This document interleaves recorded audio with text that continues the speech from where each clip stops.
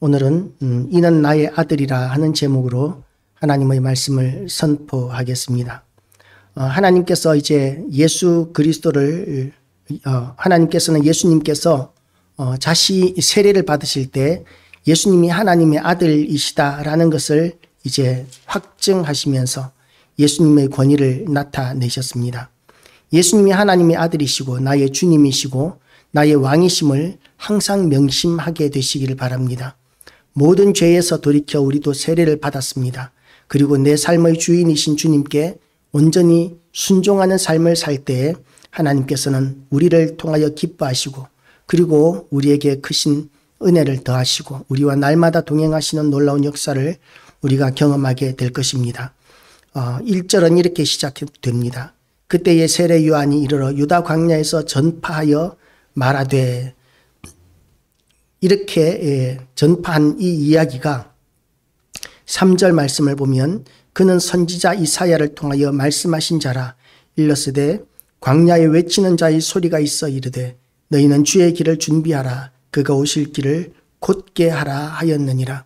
이 이사야 시대에는 예수님보다도 훨씬 전, 한 600년 전의 아마 선지자였을 것으로 생각이 됩니다. 그러니까 이 예수님이 오시기 한 600년 전에 하나님께서 예언하게 하시고 그리고 그 예언한 사람이 예수님을 예비한 사람이 세례 요한인데 그 세례 요한이 선포한 말이 회개하라 천국이 가까웠느니라는 거였어요. 우리가 왕이 행차하게 되면 왕이 오기 전에 이미 왕의 대로를 이렇게 수축하는 왕의 행차를 예비하는 그런 일이 먼저 일어나게 됩니다.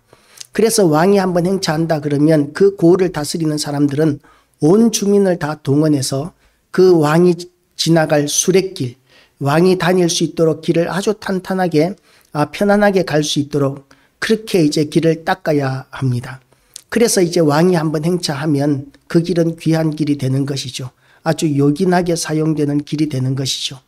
그 일을 위해서 그렇게 길을 닦게 하기 위하여 왕이 행차하기 전에 먼저 왕이 사람을 보냅니다. 왕이 이제 이 길로 언제 지나가실 것이다. 그러니까 준비하시오.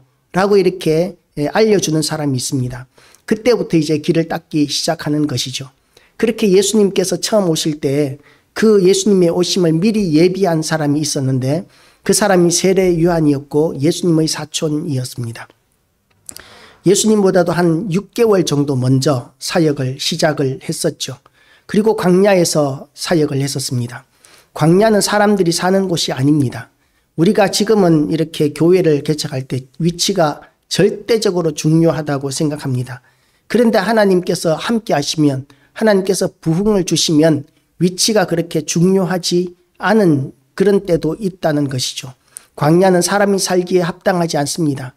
뜨거운 햇볕이 있고 그늘도 제대로 없고 그리고 독충들이 있고 그 뜨거운 곳에서 뭐라도 먹이가 한 마리 나타나면 절대적으로 잡아먹어야 하는 그런 놓치면 한 번 발견한 먹이를 놓치면 그러면 굶어 죽을 수도 있는 짐승들, 독사들 이런 것들이 이제 사는 곳이기 때문에 독이 바짝 올라 있는 땅이 그 광야에 사는 그 벌레와 뱀들과 이런 것들이 있는 곳이죠. 그러니까 그런 곳에는 사람이 살기 어렵습니다. 광야 같은 곳은 사람이 살기가 어렵습니다. 그래서 그런 곳에는 사람이 가지 않는데 그런 곳에서 목회를 한다 그러면 다들 말릴 것입니다. 사람이 있는 곳에서 해야지 왜 사람도 없는 곳에서 하냐라고 이렇게 이야기할 수 있는데 세례 요한은 사람도 없는 그 광야에서 하나님의 말씀을 선포하고 있습니다. 그래서 하나님의 말씀을 선포할 때에 그때에 제일 먼저 선포한 말씀이 회개하라 천국이 가까웠느니라고 이렇게 외친 것이죠. 그런데 놀랍게도 이 세례 요한에게 수많은 사람들이 몰려듭니다. 어떻게 소문이 났는지 모르겠어요. 광야에 사람도 없는데 그 시대에는 차도 없습니다. 그 멀고 먼 길을 그때 태양볕 아래서 세례 요한이 그 바위 틈에서 산다는 소식을 들은 사람들이 이제 막 세례 요한에게 몰려들기 시작하는 것이죠. 그래서 이 세례 요한이 거기에다가 거대한 성전을 지은 것이 아니고 세례 요한은 어떤 옷을 입고 있었느냐 하면 낙타털 옷을 입고 허리에 가죽띠를 띠고 음식은 메뚜기와 석청이었더라. 그 뜨거운 광야에서 뜨거운 더위를 피하기 위해서는 얇은 천으로 좀 바람이 잘 통하고 땀을 잘 흡수하는 그런 천으로 이렇게 옷을 지어 입어야 할 텐데, 그런데 털옷을 지어 입었다는 것이죠. 물론 밤에는 유익할 것입니다. 왜냐하면 이 광야의 밤은 얼어 죽을 만큼 춥기 때문이죠. 낮에는 결한이 후라이가 될 정도로 바위가 뜨겁게 달구어지는, 땅이 그렇게 뜨겁게 달구어지는 그런 땅이지만 밤에는 얼어 죽을 만큼 추운 곳이기 때문에 이제 밤에는 털옷이 아주 요긴하겠지만 낮에는 그 뜨거운 더위에 그 털옷은 거추장스럽기 짝이 없었을 것입니다. 그런데 그 한 벌 옷을 입고 낮에도 생활을 했다는 것이죠. 만약에 낮에 입는 시원한 옷이 있었다면 이 세례 요한의 이 옷을 낙타털 옷이라고 이야기하지 않았을 것입니다. 낙타털 옷이면 다른 가죽 털보다도 털도 뻣뻣하고 감촉도 좋지 못했을 것입니다. 양털이 많았을 텐데 그 시대 광야에서는 이제 낙타 가죽이 더 많았던 것 같아요. 그리고 음식은 메뚜기와 석청이었더라. 아마 우리가 지금 아프리카나 중국의 그런 메뚜기 떼 재앙에 대한 이런 이야기들을 들어보면 이 뉴스를 보면 메뚜기가 상당히 커요. 저 베트남에도 메뚜기가 아주 크죠. 여기 한국보다는 메뚜기가 크죠. 어쩌면 먹을만 했을지도 모르겠어요. 메뚜기가 크니까. 드셔보셨습니까? 메뚜기 못 드세요? 예. 메뚜기 우리는 어릴 때 먹어봤는데 소민이는 먹어봤나? 맛있어? 맛없어? 예, 단백질로서 이렇게 제 입에는 맞았어요. 기분이 이제 살아있는 벌레의 형상 그대로니까 기분이 좀 그래서 그렇지 맛은 이 고기 맛이 났었던 걸로 저는 알고 있는데요. 고소하고 먹을만 했습니다. 그런데 메뚜기와 석청은 또 어떤 것이냐 하면 땅에서 나는 꿀이죠. 땅에서 나는 꿀일 수도 있고 대추야자가 이렇게 떨어지게 되면 광야에서 그때 물도 없는 그런 곳에서 자라는 과일이니까 대추야자가 얼마나 달겠습니까? 비가 많이 오면 그러면 안 달 텐데 좀 단물이 빠질 텐데, 그런데 비도 잘 안 오는 곳에서 그 메마른 곳에서 이 대추야자가 열리게 되고, 그리고 따먹는 사람이 없으면 땅에 떨어져서 바위 틈에 이렇게 모이게 됩니다. 그러면 그게 그야말로 꿀처럼 그렇게 달디단 그런 꿀을 이야기하기도 하고, 또는 땅에서 나는 땅벌이 모아놓은 그런 꿀벌을 의미하기도 하는데 어느 쪽인지는 잘 모르겠지만 하여튼 우리가 먹고 살기에는 좀 합당하지 않은 것입니다. 어떻게 메뚜기와 석청만 먹고 우리가 살겠습니까? 밥을 먹어야 되죠. 그죠? 밥도 먹어야 되고 국수도 먹어야 되고 반찬도 여러 가지여야 하고, 어떤 분은 이 식사 때마다 반찬이 달라져야 된다 그러더라고요. 같은 반찬, 아침에 먹었던 반찬 절대로 점심에 내놓으면 안 되고, 점심에 먹었던 반찬 저녁에 내놓으면 안 되고, 어제 먹었던 반찬 오늘 먹으면 안 되는 사람이 있더라고요. 그런데 이제 지금 이 메뚜기와 석청이라고 그러면 한 번 정도는 별미로 먹을 수 있겠지만, 그러나 아무리 식성이 좋은 사람이라 그래도 메뚜기와 석청을 가지고 그렇게 먹고 살 수 있을 만큼 그런 비위가 강한 사람은 많지 않을 것 같아요. 금방 실증이 나고 질리지 않겠습니까? 우리가 너무나 달고 단 약과 같은 것을 먹어봐도 저는 만나라 그러면 약과가 생각이 나고, 이 메뚜기와 석청을 보면 또 약과가 생각이 나는데, 그렇게 달디단 것을 한 개 딱 먹을 때는 참 맛있고 달지만 2개 먹으면 너무 다니까 금방 실증이 나고 한 3개까지는 못 먹지 않습니까? 그런 달디단 메뚜기와 석청을 먹고 살아야 하는 그런 곳에서 지금 세례 요한은 사역을 하고 있는 것이죠. 그런데 그 세례 요한에게 예루살렘과 온 유대와 요단강 사방에서 다 그에게 나와 자기들의 죄를 자복하고 요단강에서 그에게 세례를 받더니 라고 이렇게 이야기합니다. 세례 요한은 사명을 가지고 온 사람이었어요. 예수님이 오실 것을 미리 선포하는 일을 사명으로 받았습니다. 그때 당시에 유대인들은 메시아의 도래를 굉장히 사모했습니다. 왜냐하면 로마의 압제가 너무나 힘들었고 이 로마의 압제에서 속히 벗어나고 싶었는데 벗어날 수 있는 방법은 유다 땅의 위대한 지도자, 위대한 대왕이 태어나야, 그래야 그 위대한 대왕이 이 로마 군대를 쳐부수고 이스라엘을 독립시키고 로마와 같은 그런 강대한 나라를 만들 수 있을 것이라고 그렇게 생각했기 때문에 메시아의 도래를 굉장히 사모하고 기다렸습니다. 그런데 메시아가 오신다, 예수님께서 곧 오신다라고 이렇게 선포하는 세례 요한의 소문이 이제 광야에서 들리기 시작하니까 불언천리하고, 불언천리라는 말은 이 천리길을 멀다고 하지 않고 그렇게 멀리서 사람들이 막 모여들어서 모든 사람들이 이렇게 세례를 받으려 오는 것이죠. 그때의 세례 요한이 이 사람들에게 뭐라고 말합니까? 너희가 오느라고 수고 많았다, 그늘진 데서 좀 쉬어라고 하는 것이 아니라 요한이 많은 바리새인들과 사두개인들이 세례 베푸는 대로 오는 것을 보고 이르되 독사의 자식들아, 누가 너희를 가르쳐 임박한 진노를 피하라 하더냐라고 책망을 합니다. 여기서 독사의 자식들아 라고 이렇게 이야기한 이 바리새인과 사두개인은 이스라엘의 지도층입니다. 사두개인은 어떤 사람이냐 하면 그 성전에서 제사를 드리는 제사장들과 같은 권세 있는 사람들이에요. 그때 이스라엘을 다스리는 실질적인 통치 기구로서 산헤드린 공의회가 있었는데 산헤드린 공의회 의원이 71명입니다. 71명 가운데 과반수 이상이 사두개인들이었던 것이죠. 그리고 그 사두개인들은 막강한 권력을 가질 수밖에 없는 것이 온 이스라엘 사람들이 다 성전 중심의 제사를 드리고 있었기 때문에 대제사장의 말에는 권위가 있었고, 그리고 성전은 상당히 중요한 그런 역할을 했었습니다. 그렇기 때문에 당연히 이 대제사장들에게는 상당한 권력이 있었죠. 그런데 그 대제사장들은 실상은 어떤 사람들이냐 하면 영적 세계를 믿지 않는 거예요. 기적도 믿지 않습니다. 하나님께서 하신 많은 일들 가운데 다 빼버리고 창세기, 출애굽기, 레위기, 민수기, 신명기 이렇게 모세 오경만, 창출, 레민, 신 이렇게 모세 오경만 이 성경으로 인정을 하는 거예요. 나머지 다른 것들은 전부 다 부정합니다. 그리고 이 사람들은 누구보다도 타락이 되어서 권력을 가졌죠. 세상 사람, 온 나라 사람들이 다 와서 제사를 드리면서 헌금하죠. 제물을 바치죠. 그러니까 물질적으로 넉넉하니까 그걸로 이제 헬라의 온갖 방탕한 그런 탈선들을 다 누리는 사람들이 제사장들이었던 것이죠.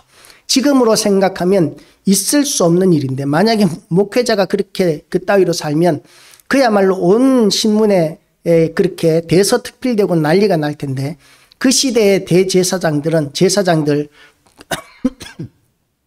제사장과 대제사장, 물론 모든 제사장은 아니겠죠. 거룩한 그런 제사장도 있었겠지만 실권을 잡은 대제사장과 또 그를 추종하는 사람들은 그런 탈선된 사람들이었다고 보는 것이 합당할 것입니다. 그렇게 탈선된 사람들이었고, 그리고 어떻게 해서든지 유대인들이 자기들을 중심으로만 그렇게 숭배하고 권력을 유지하는 데만 관심이 있었습니다. 두 번째로 또다시 독사의 자식들이라고 같이 싸잡아서 욕을 먹은 바리새인들은 어떤 사람들이냐 하면 도덕적인 사람들이었습니다. 이 사람들은 율법을 굉장히 중요시하고 그 율법을 따라서 살아야만 하나님께서 우리를 도우신다라고 생각하는 사람들이었습니다. 그런데 문제는 뭐냐 하면 이 사람들은 율법을 너무나 중요시하다가 보니까 율법에다가 자꾸 살을 붙이기 시작합니다. 하나님께서 주신 말씀에다가 자꾸 살을 붙이기 시작하면서 인간의 생각이 들어가기 시작합니다. 그리고는 자기들도 지킬 수 없는 그런 율법들을 백성들에게 요구하고 강요하기 시작하는 것이죠. 그리고는 자기들도 지키지 못하면서 지키지 못하는 그 백성들에게 자기들은 이런 율법을 가지고 있다는 그 자체를 자랑거리로 삼는 그런 사람들이었고, 그리고 이 바리새인들이었기 때문에 누구보다도 사람들에게 외식하는 삶을 살았습니다. 사람들 앞에서는 거룩한 척하고 기도를 천천히 하고 옷을 길게 늘어뜨린 그런 옷을 입고 그렇게 사람들에게 인정받는 그런 모습을 보였기 때문에 그 뒤 배경을 모르는, 그 중심을 모르는 일반 백성들은 바리새인들을 제사장들보다 더 존경하고 따랐었습니다. 그 사람들은 일주일에 2번 금식했고 2번 금식한 걸 가지고 뭘 했느냐 하면 가난한 이웃들을 도왔었습니다. 금식이라는 것이 우리가 가난한 이웃을 돕기 위해서 했었다라는 것이 초대교회, 이 교회사에서 성경에 나타나는 금식의 그 정신이었던 것이죠. 다 굶주리고 배고플 때에 내가 한 끼 굶는 것으로 가난한 사람 돕는다는 것, 그것도 일주일에 1번이 아니라 2번씩이나 그렇게 한다는 거 얼마나 귀한 일이겠습니까? 그러니까 사람들이, 이 바리새인들은 존경했던 것이죠. 그런데 그 중심을 보시는 하나님께서는 그들에게 대해서 뭐라고 말씀하시느냐 하면 이 독사의 자식들아, 누가 너희를 가르쳐 임박한 진노를 피하라 하더냐. 그리고 보니까 바리새인들도 실상은 자기들의 그런 외형적인 외모를 취하는 그런 것을 가지고 사람들의 인기를 누리는 것이 좋았고, 사람들이 자기들을 중심으로 모이고 자기들을 추종하는 것을 좋아했었습니다. 그걸 누리고 있었던 것이죠. 그러니까 그 중심을 아시는 하나님께서는 하나님께 온전한 영광을 돌리지 않고 진실되지 못한, 겉으로는 그렇게 거룩해 보이고 착해 보이지만 그 중심이 온전하지 못한 바리새인들에게 대해서 그렇게 책망하고 야단을 치고 독사의 자식들아, 이 얼마나 심한 욕입니까? 우리나라로 치면 이 개 자식들아 보다도 더 심한 욕이잖아요. 독사의 자식들아. 그렇게 심각한 욕을 이 하나님의 계시를 받은, 하나님으로부터 먼저 보냄을 받은 세례 요한이 그렇게 소리치고 있는 것이죠. 그리고 요구하는 것이 뭐냐 하면 회개에 합당한 열매를 맺고 속으로 아브라함이 우리 조상이라고 생각하지 말라. 그러니까 우리가 구원받는 것이 뭐냐 하면 혈통으로 말미암은 것이 아니라는 것입니다. 이 사람들은 혈통이 아브라함의 후손이기 때문에 우리는 아브라함의 직계 후손들이야. 그렇기 때문에 우리는 어떻게 해서든지 구원을 받고 우리는 어떻게 해도 하나님의 백성이야 라고 생각하고 있었지만,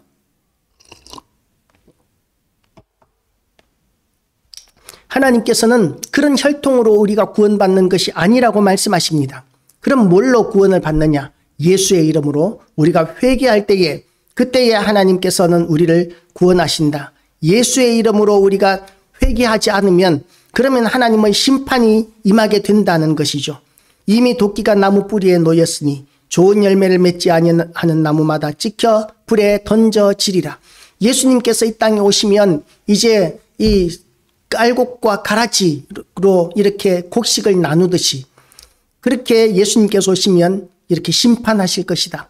물론 오셔서 심판하셨어요. 계속해서 이 세례 요한이 선포했던 것처럼 바리새인과 사두개인들을 보고 예수님께서도 이 독사의 자식들아 라고 이렇게 외치셨습니다. 그들을 심판하셨죠. 너희는 그렇게 해서 절대로 구원받지 못한다 라고 이렇게 책망하셨습니다. 그리고 그렇지만 그것은 기회가 있는 책망이에요. 왜냐하면 아직까지 예수님께서 재림하지 않으셨기 때문입니다. 그리고 또한 아직까지 우리가 살아있기 때문입니다. 만약에 우리의 생명이 끝나고 예수님이 만약에 재림하시고 나면 그때는 이제는 기회가 없습니다. 그때는 이제 하나님의 심판을 받는데 그 심판은 영원히 계속되는 심판이에요. 그래서 두려워할 줄 알아야 합니다. 그래서 이 세례 요한은 그렇게 기회를 주기 위해서 이스라엘 백성들에게, 유다 백성들에게 구원받을 수 있는 기회를 주기 위해서 예수의 이름으로 이렇게 책망하고 비판하고 있는 것이죠. 그런데 우리는 어떻습니까? 이런 책망과 비판을 받으면 그렇게 책망하고 비판하는 사람을 좋아합니까? 안 좋아하죠. 이 시대에 많은 교회들이 축복을 설교해야 한다고 합니다. 비판, 죄에 대해서 책망하는 것은 너무나 이제 위험한, 지금은 책망하면 교회에 남아있지도 않잖아요. 교회를 떠나버리고 다른 교회 가버리지 않습니까? 교회가 여기밖에 없나 그러고 떠나버리니까 이제 설교하면서 이렇게 비판이나 책망을 못합니다. 웬만큼 잘못을 해도 그 잘못에 대해서 야단치거나 책망하지 못합니다. 그러니까 교회가 이렇게 점점 더 변질되고 타락되어 가고 있는 것이죠.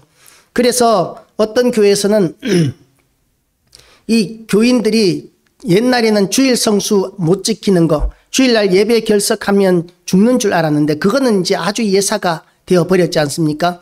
그 외에 어떤 잘못을 저질러도 심지어는 형사처벌을 받는 그런 일을 당한다 할지라도, 그런 죄를 짓는다 할지라도 교회에서는 그 일에 대해서 책망하지 않습니다. 다만 기도해 주죠. 하나님, 형량이 작게 떨어지게 해 주시옵소서. 이 잘못에 대해서 책망하고 회개를 선포해야 되는데 그 잘못에 대해서 적게 형을 받을 수 있도록 기도해 주는 이런 시대가 되어버렸어요. 왜냐하면 사람을 모으는 것이 너무나 중요해 버렸기 때문입니다. 그래서 이 세례 요한은 예수님이 오시는 이때에 사람을 모으는 것에 관심이 있는 사람들에게 예수님께서는 그들을 독사의 자식들아 라고 이렇게 책망하시고, 그리고 이제 예수님의 오심에 대해서 나는 너희로 회개하게 하기 위하여 물로 세례를 베풀거니와 내 뒤에 오시는 이는 나보다 능력이 많으시니 나는 그의 신을 들기도 감당하지 못하겠노라. 고 이렇게 예수님에 대해서 소개합니다. 예수님의 신을 들기도 감당치 못하겠노라. 이 세례 요한이 그 당시에는 그야말로 큰 어떤 파장을 일으킨, 사회적으로 국가적으로 큰 파장을 일으킨 굉장한 영향력을 끼친 사람이었는데, 수많은 사람들이 세례 요한에게 세례 받겠다고 나오고 있는 상황인데, 그렇게 존경을 받는 세례 요한이 예수님에 대해서 소개할 때는 난 그 예수님의 신발들 자격도 없는 사람이다 라고 이야기하고 있는 것이죠.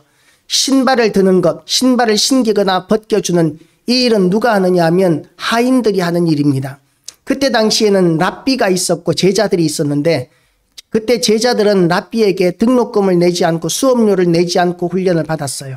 대신에 이 제자들은 이 주인의 집에서 종노릇을 했습니다. 가르침을 받는 동안 종과 같이 그렇게 집안일도 돌봐주고 논밭일도 해주고 온갖 주인을 위한, 이 스승을 위한 온갖 수고를 다 하면서 이 등록금을 대신했던 것이죠. 그런데 제자들이 하지 않는 단 한 가지 일이 있었는데, 그게 뭐냐 하면 스승의 신을 벗겨주거나 신겨주는 일입니다. 왜냐하면 그거는 종이 하는 일이기 때문에, 가장 천하고 낮은 사람이 하는 일이기 때문에 그렇습니다. 그런데 세례 요한은 그 예수님의 신발조차도 자기가 들고 다닐 자격이 없는 종보다도 못한 자라고 그렇게 자기를 소개하면서 예수님이 얼마나 위대하신 분이신지, 얼마나 크신 분이신지에 대해서 선포하고 있는 것이죠. 그리고 예수님께서 주시는 세례는 어떤 세례냐 하면 성령과 불로 너희에게 세례를 베푸실 것이요. 예수님께서 주시는 세례는 성령과 불로 주시는 세례입니다. 물로 주는 세례와는 완전히 달라요. 물로 주는 세례는 물론 우리는 세례를 물로 받습니다. 그 물로 받는 세례를 통해서 우리는 하나님의 그 사람이라는 그런 증거로 우리가 세례를 받는 것이죠. 그리고 또한 순종의 의미가 있습니다. 우리가 세례를 받는 것을 통하여 우리는 하나님께 순종한다는 의미가 있습니다. 어떤 세례가 어떤 효과가 있거나 어떤 능력이 있다기보다는 하나님께서 세례를 받으라고 하셨기 때문에 세례를 받는다는 순종의 첫걸음이 세례를 받는 것이죠. 하나님을 믿는다고 하면서, 예수님을 믿는다고 하면서 세례를 거부하는 사람은 없습니다. 하나님께서 세례를 명령하셨으면 그게 이해가 되든 이해가 되지 않든, 유익이 있건 유익이 없건 간에 그렇게 세례를 받는 것을 통해서 우리는 하나님 앞에 순종하는 첫걸음을 떼게 되는 것이죠. 그런데 예수님께서 주시는 세례는 성령과 불로 주시는 세례입니다. 성령과 불로 주시는 세례는 우리 마음 중심과 우리의 심령 전체에 임하는 세례입니다. 그 세례는 능력이 있어요. 그래서 그런 성령의 세례, 불세례를 받은 사람들은 이 악한 세상 가운데서 싸워야 하는 모든 영적 싸움에서 능력 있게 싸워 나갈 수 있습니다. 승리할 수 있습니다.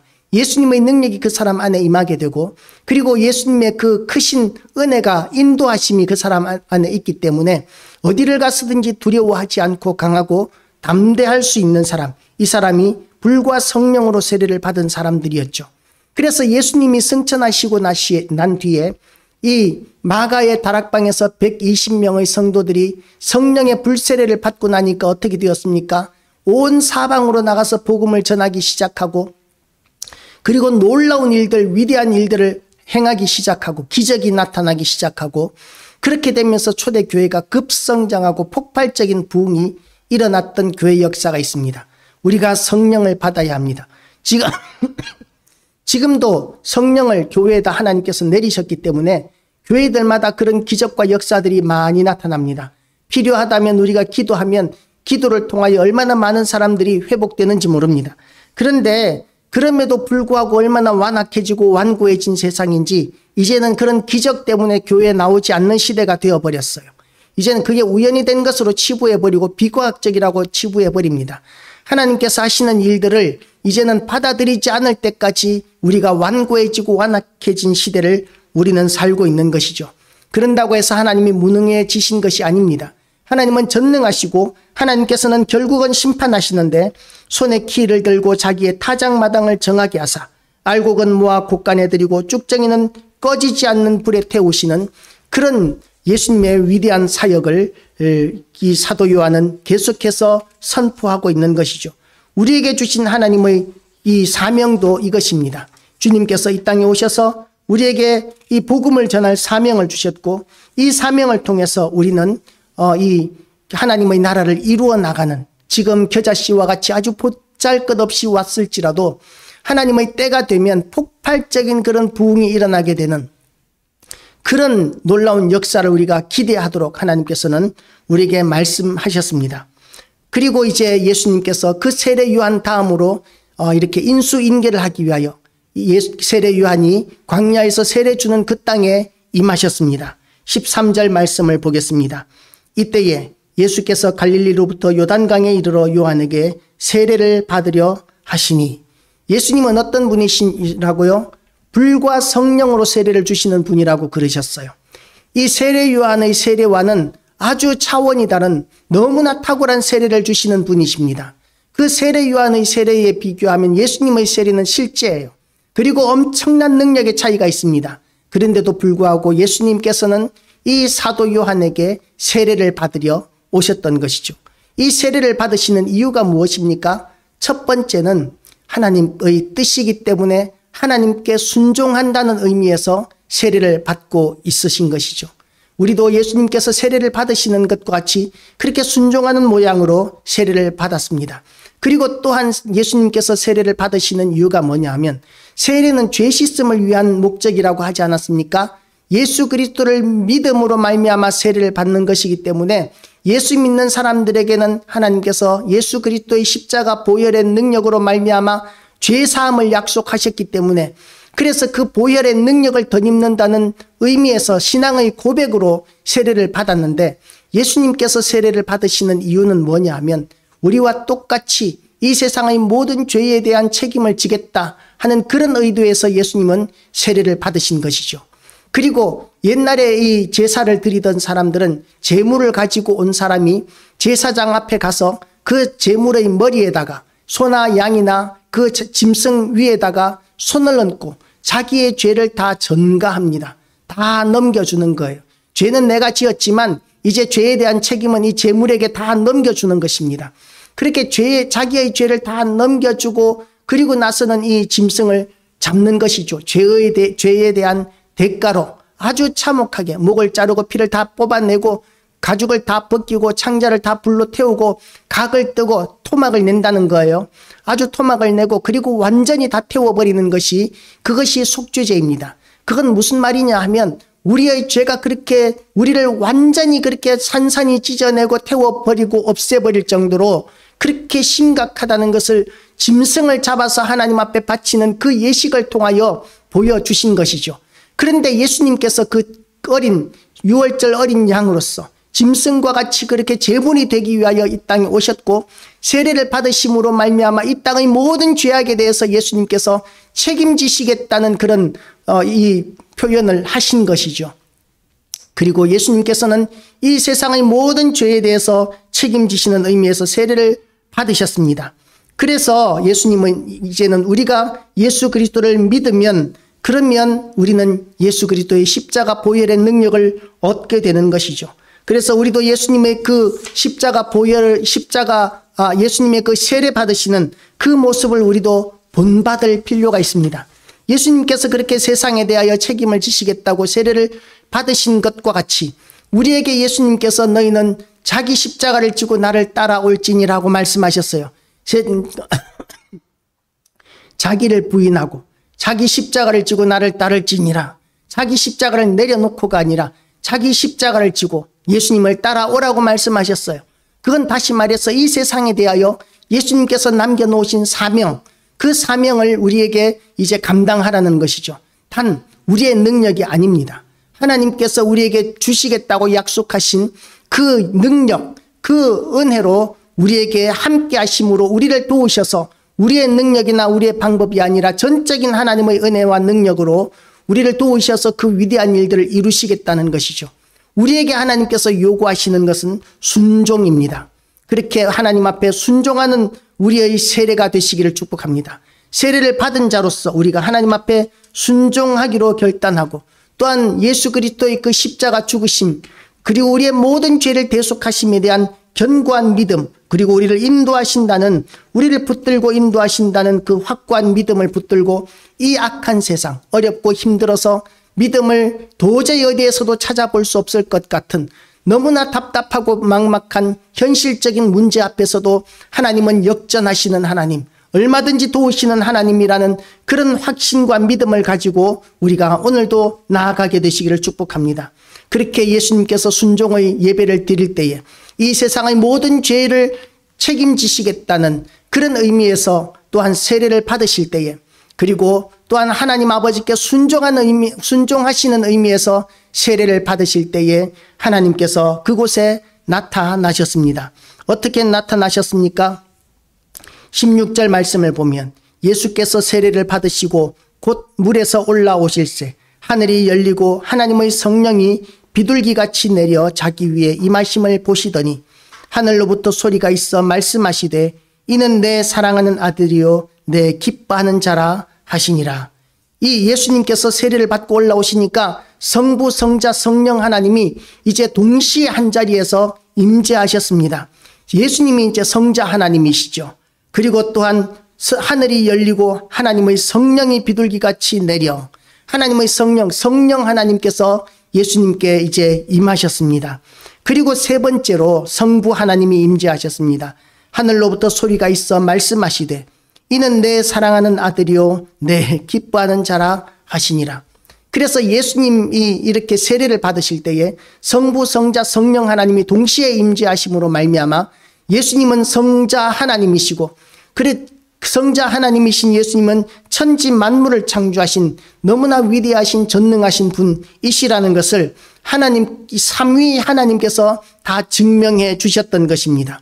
그래서 우리는 이 삼위일체 되신 하나님을 바라보면서 우리에게 보내신 예수 그리스도의 본을 따라서 우리는 이 땅을 살아가야 하는 것이죠. 예수님께서 순종하시는 의미에서의 그 세례를 받으시는 그 순종의 모습을 우리는 본받아야 하고 사명을 받은 세례 요한이 예수님을 예비하기 위하여 그렇게 복음을 전하였던 광야에 외치는 자의 소리가 되었던 것과 같이 우리도 또한 하나님 앞에 이렇게 광야에 외치는 자의 소리로서 포기하지 말고 끝까지 우리가 사명을 감당하게 되시기를 축복합니다. 우리 교회 교인이 얼마 없어서 설교할 때 낭망하기 쉬운데요. 그런데 우리가 이 유튜브를 보면은요, 제가 설교한 건 많을 때는 제일 많은 것은 한 150번 정도, 150명 정도가 본 것 같아요. 그리고 새벽 예배 때마다 이렇게 하면 10여 명, 때로는 보통은 한 20명까지 이렇게 예배를 보는 사람들이 있습니다. 그 사람들에게는 지금 이 복음이 들려지고 그 사람들이 우리의 성도들이라고 저는 생각하고 지금 이렇게 선포하는 말씀이 지금 여기 앉아 있는 분들이 많지 않을지라도 더 많은 사람들에게 얼마든지 전파될 줄 알고 우리의 예배가 결코 가치 없는 예배가 아니라는 것을 믿으시길 바랍니다. 그리고 이 일을 통해서 하나님께서는 그 사람들에게 또한 듣는 자들이나 또는 이 자리에 있는 우리 모두에게 하나님께서 은혜를 더하여 주시고 능력도 더하여 주시고 예수님께 능력을 더하여 주신 것과 같이 세례 요한에게 능력을 더하여 주시고 부흥시켜 주신 것과 같이 하나님의 때가 되면 하나님의 위대하신 일들을 우리는 보게 될 것으로 기대하시기 바랍니다. 우리가 십자가 수리를 얼마 전에 했는데요. 이 십자가 수리를 하시는 분이 이제는 한동안 십자가를 없애는 철거하는 그런 붐이 불어서 십자가 수리하시는 분들이 거의 대부분 전업을 하셨다고 그래요.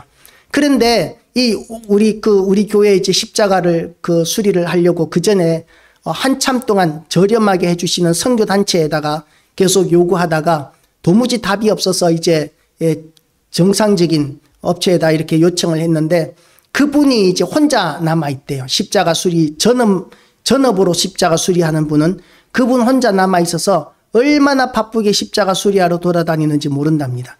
날마다 전국을 돌면서 십자가 수리를 해주고 있다고 그래요.